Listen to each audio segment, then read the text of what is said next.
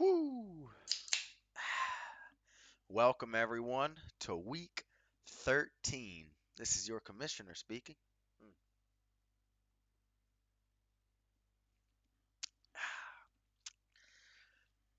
And yeah, let's get into it. So, looking at the playoffs here, basically sealed up for most of the league. Again, the three teams in the West, the Finesse Voyagers and Titans Elite.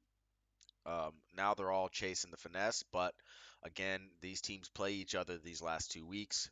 So if the Voyagers can win against the Titans Elite this week and beat the finesse next week, they still need, assuming the finesse beat the wise guys this week, the Voyagers would still need to outscore the finesse by 45 points over the next two games, which is doable. It's not a terrible thing, but the finesse are in the driver's seat over there in the West, but they have not clinched that division just yet. But again, it is going to be um, one of those three teams coming out of that West that are going to be in the playoffs.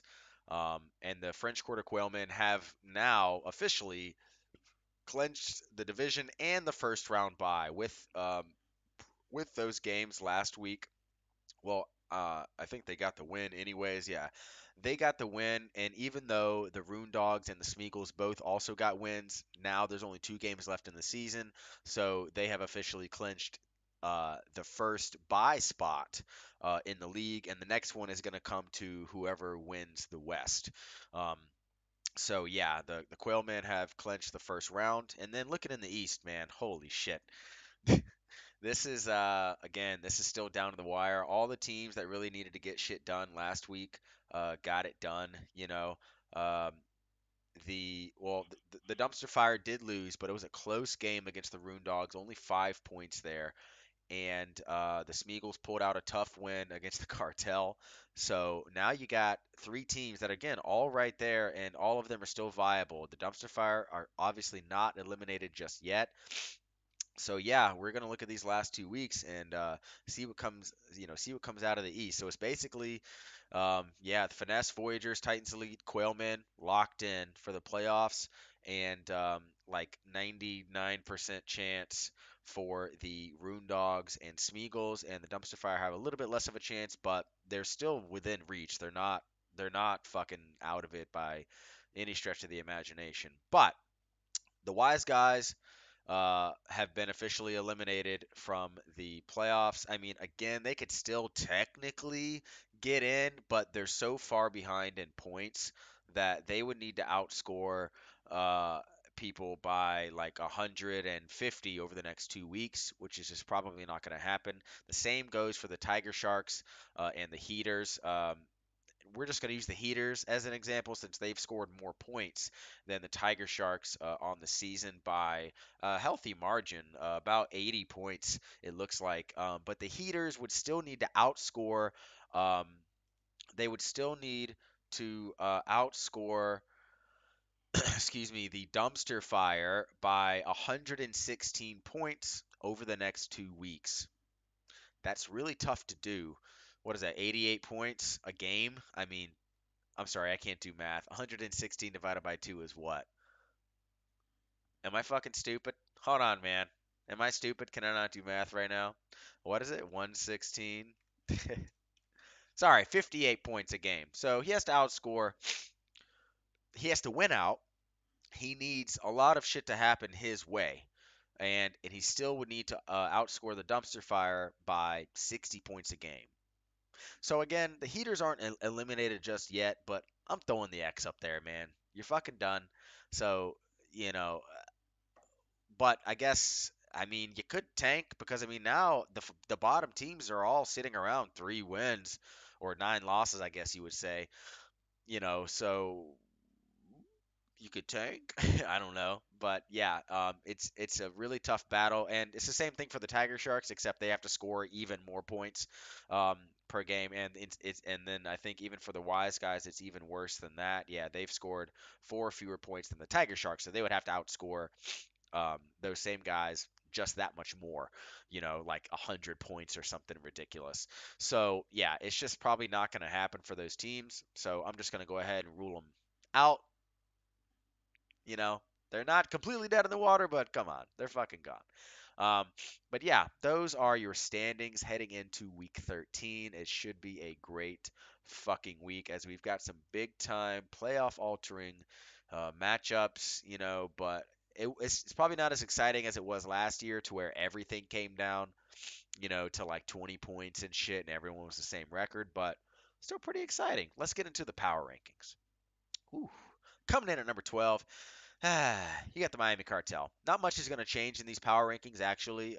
Only a few teams moved up or moved down just because of some simple, wins and losses and everything. But yeah, the Cartel, worst team in the league, haven't scored shit basically all year. They just got to keep getting better. And yeah, that's where they're here. Number 11, you got the Washington Wise guys. I'm keeping them down here.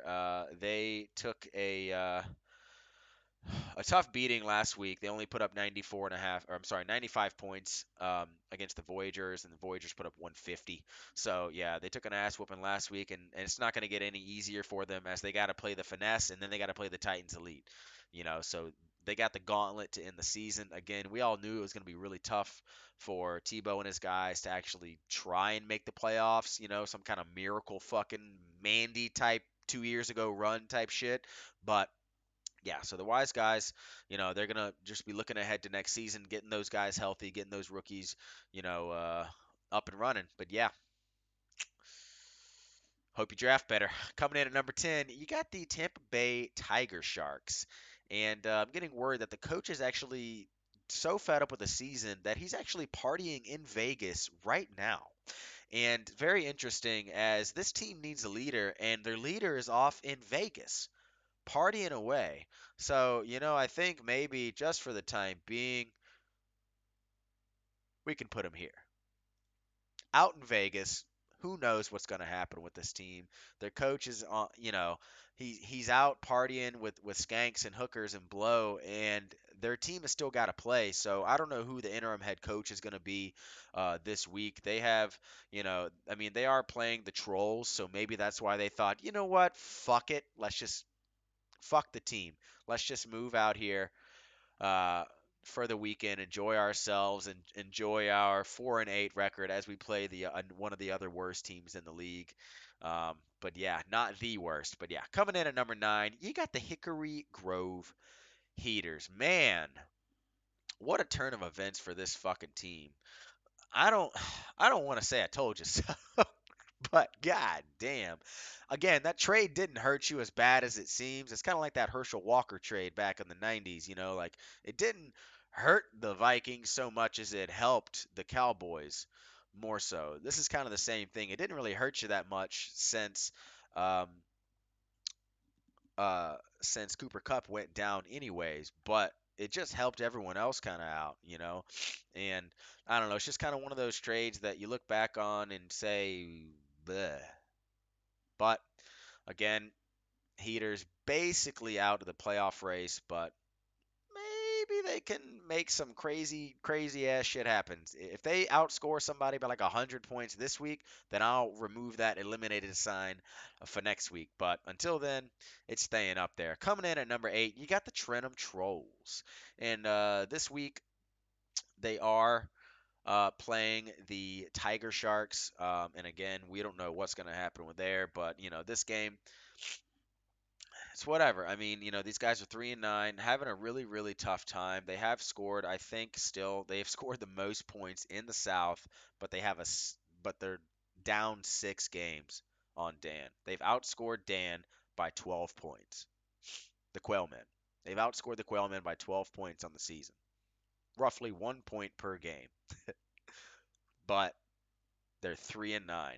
And again, we already looked at it last week. The Trolls are the unluckiest team in the league. A lot of other teams, had they had the Troll schedule, they would be under 500. A lot of teams, a lot of good teams would be under 500.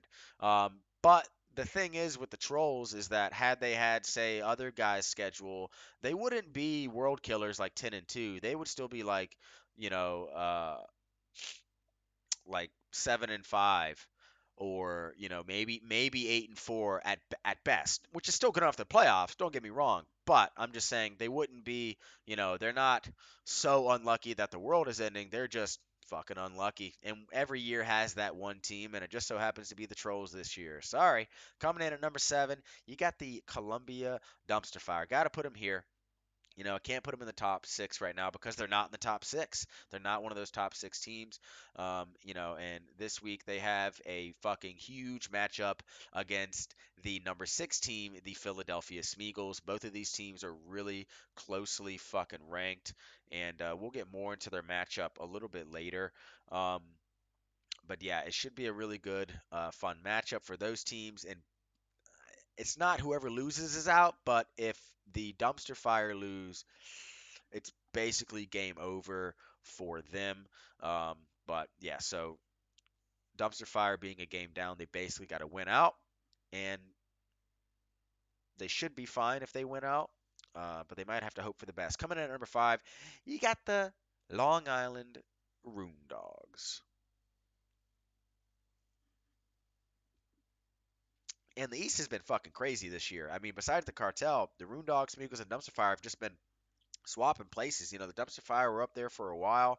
Room Dogs were up there at the beginning of the season. The first 3-4 weeks, and then they started to slide. So it's just been a back and forth brawl. You know, when it comes to who's gonna stay on top, and yeah, Rune Dogs have outscored everybody else in the East by at least 7 points over the Dumpster Fire. The Smeagol's, I guess you would say, are kind of lucky in that sense of where they are record-wise, depending on their points, because they have been outscored by almost 100 points by both teams. Yeah, it's pretty tough here, but we'll see what they can do. Coming in at number 4, you got the SC Titans Elite Joe. He took a really fucking rough loss last week. It was kind of the same thing. The Voyagers and the Finesse both scored 149 points, almost 150, whereas the Wise Guys and the Titans Elite both put up right around 95 points. It was kind of weird to have like that, would you say juxtaposition, mirror match style? I don't really know what to call it, type of thing. But yeah, so they took a really bad loss last week, and with that, they gave the Finesse the the head, the lead, the head. They gave them the lead in the West, and it may be tough for them to try and get back up because you know, now they've got the Voyagers this week, and then they got the Wise Guys to close out the season, which should be an easy victory for them, but only putting up 95 points. I ain't going to get it done every Sunday, Bo, but we'll see. Coming in at number 3, you got the Vietnam Voyagers.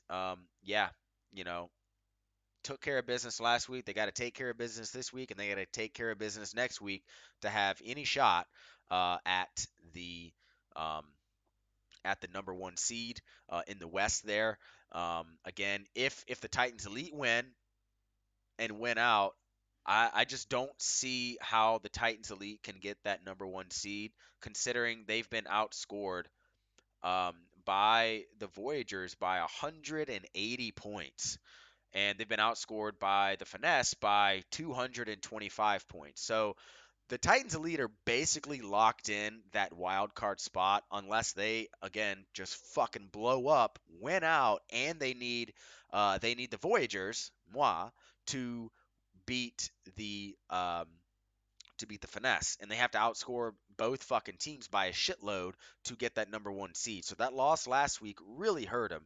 But again, I don't think Joe really gives a shit.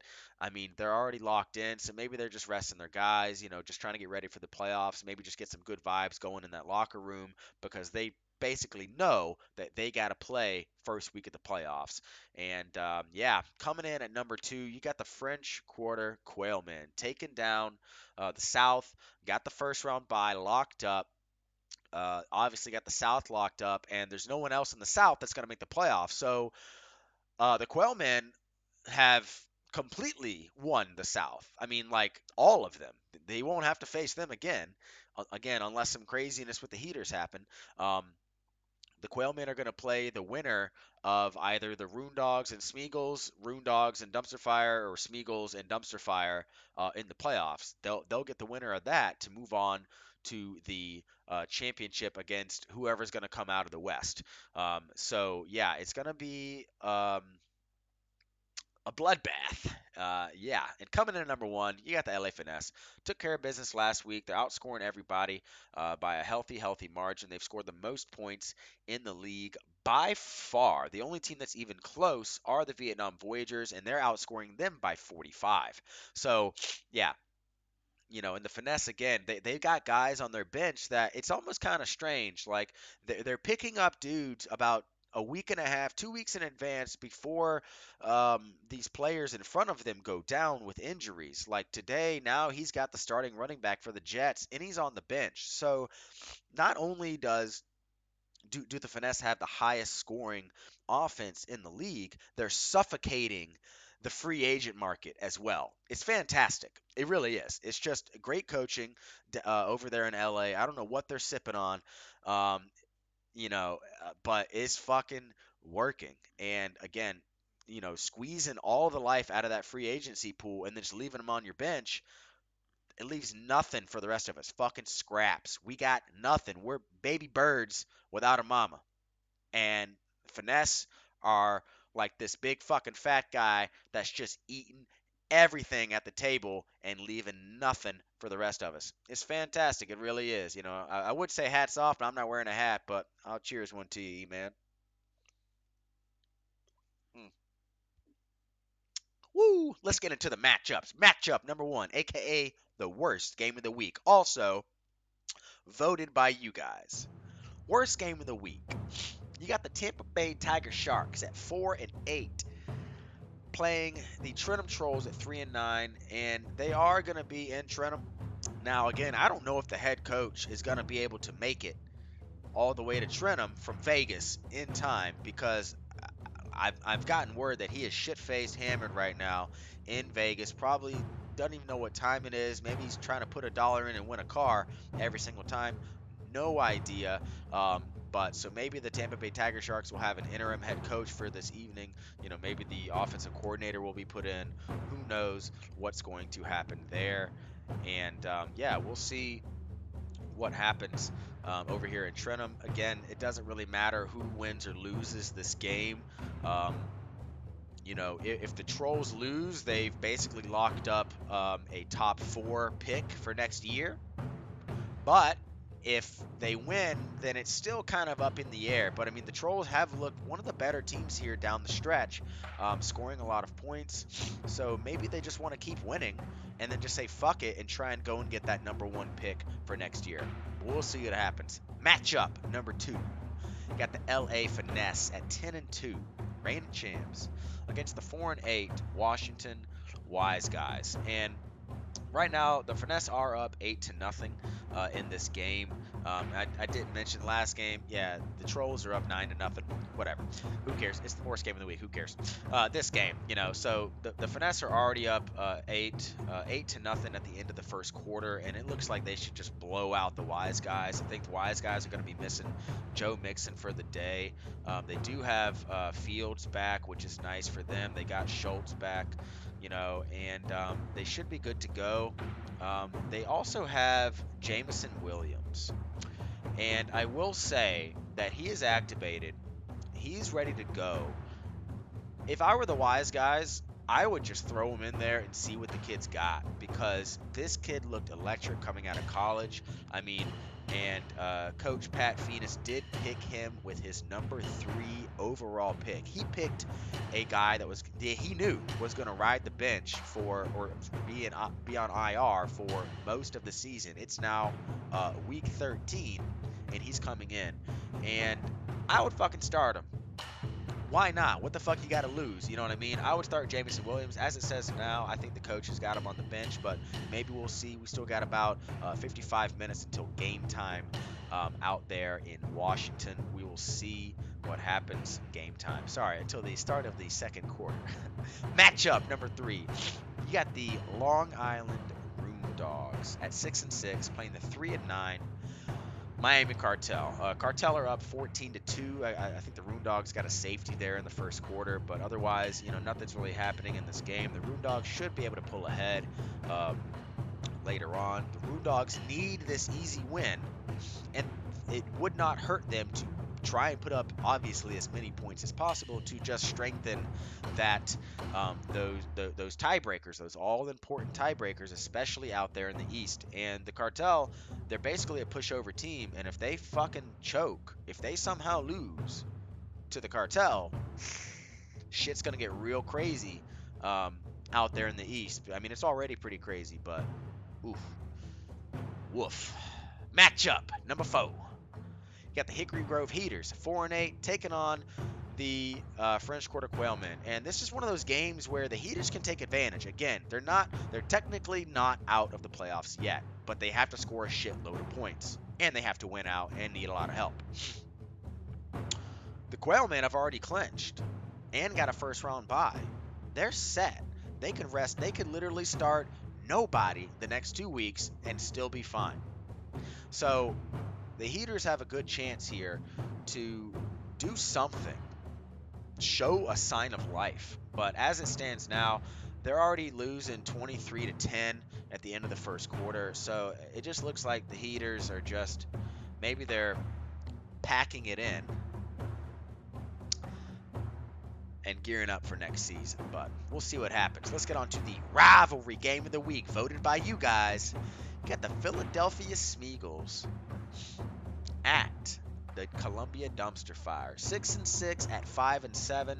Big time matchup. If the Dumpster Fire win, they are right back in there in the East. If the Smeagol's win, they haven't clinched just yet. Let me take a look at this little playoff thing here. If the Smeagol's were to win and lose next week, they would still be in the playoffs just fine. They would be in just fine. So I think if the Dumpster Fire lose, they're out. Yeah.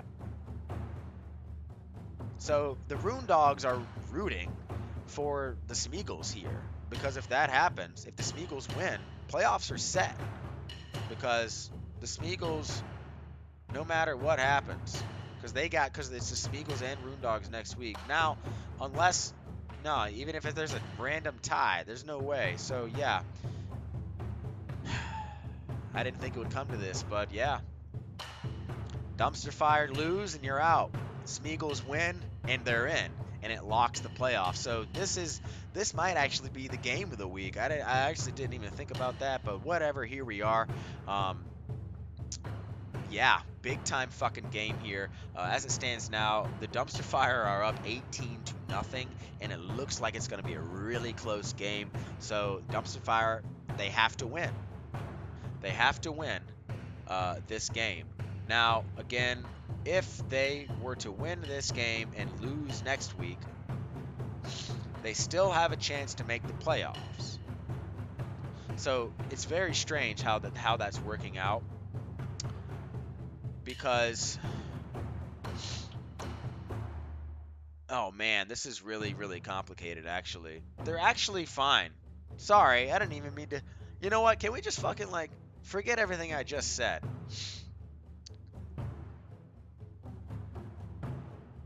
The Dumpster Fire still have to win this week. They have to beat the Smeagol's for the tiebreaker. So, if the Dumpster Fire win this week, they're not in. But the Smeagol's aren't out. Based on tiebreakers, it's fucking nuts. So, okay, if the Dumpster Fire win, shit's gonna fucking go crazy next week with tiebreakers and points and all that kind of shit. So it really all depends on the score. But if the Dumpster Fire lose, they are out. Okay? If the Dumpster Fire lose to the Smeagol's, they are fucking done-zo. 100%. 100%. Unless they outscore the Roondog. Well, fuck me. Never mind. They're only down on the Roondogs by 7 points. You know what? Fuck everything I just said. Fuck me. I'm going to drink up for that.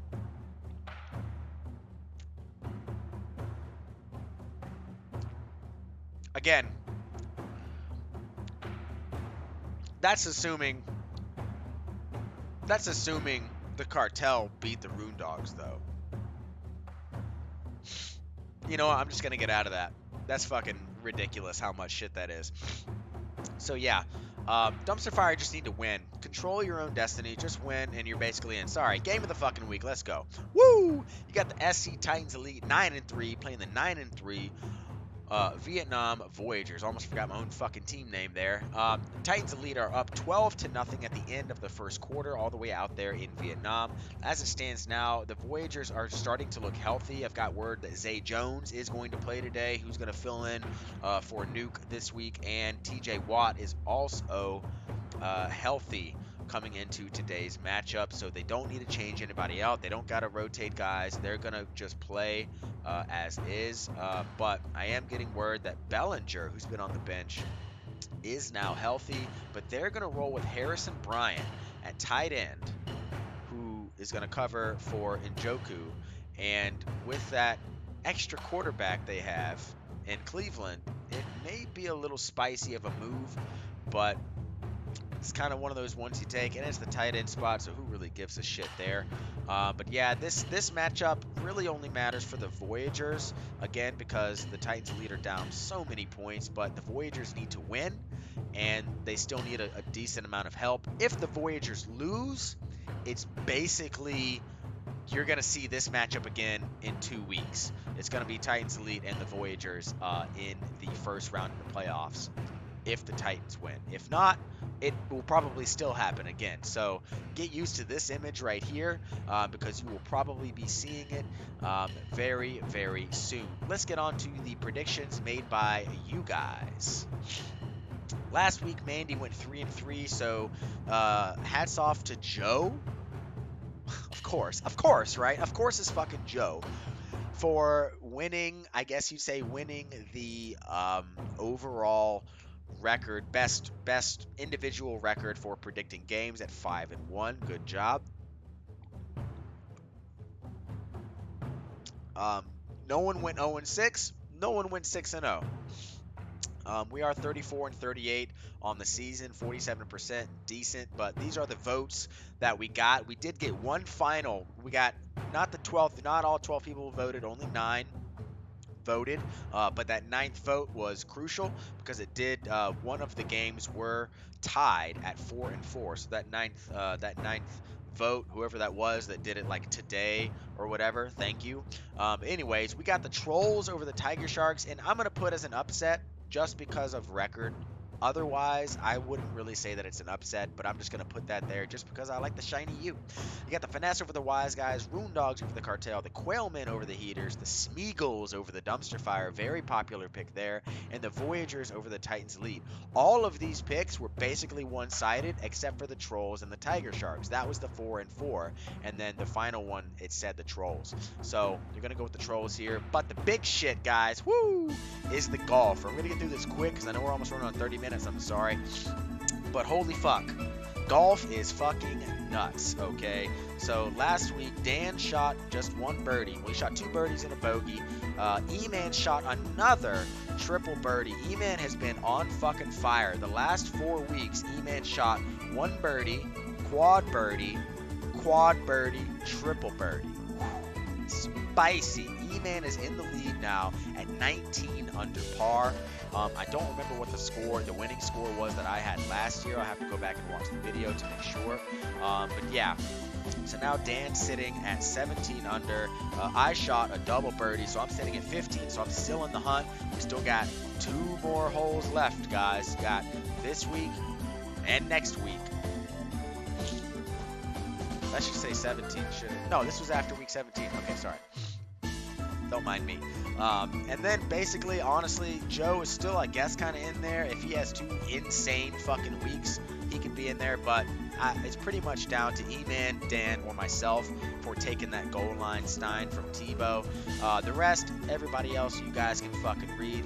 We're hitting on 30 minutes here, so let's get the fuck out of here. Thank you, everybody, for listening to me ramble about dumbass playoff hopefuls and shit. But yeah, cheers, and Cheers.